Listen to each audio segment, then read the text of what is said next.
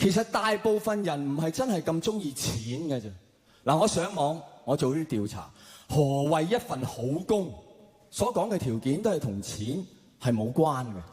係啊，嗱，我綜合咗有幾個重要嘅條件嘅，我同大家分享下嚇。有3大條件一份好工 ，OK？ 嗱，佢話第一份好嘅工咧係令到你唔怕星期一。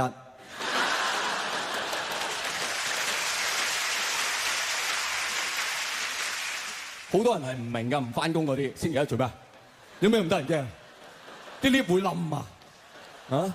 阿強每個星期日晚同我食飯咧，食到咁上下就哭喪咁嘅口面，好似食最後晚餐咁。係啊，因為過幾個鐘就星期一啦嘛，食到最後佢就會開始唱歌㗎啦。黎明請你不要來。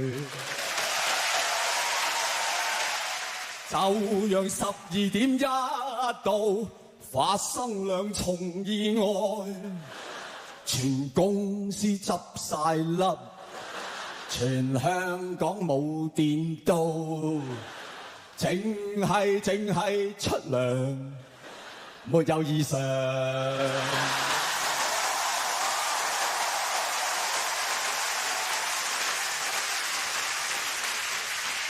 一份工第2大嘅條件咧嚇，我相信呢個人一定係俾我影響咗㗎啦。佢話就係一份成日打風嘅工，即係有啲人去見工係會問先生，請問你哋貴公司咧係逢星期幾打風㗎？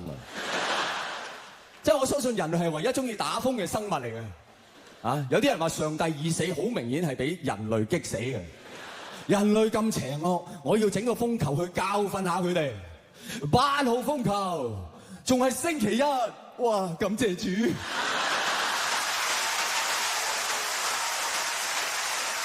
冇得救啊！人類係冇得救嘅。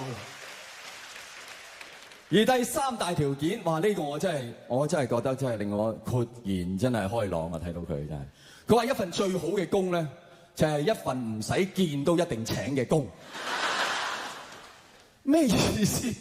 唔使見都請嘅工，喂，即係你申請做隻螻蟻，我都尚且要知道你有幾貪生啊！即係你唔使見嘅工咁，即係點啊？即係個老闆星期一返工，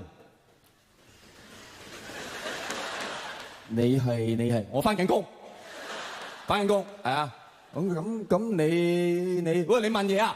又話唔使見工嘅，問嘢你咪真係見工？OK，sorry，唔係我想請教下你高姓大名啫。我叫馬可孛羅，係咪有人工加？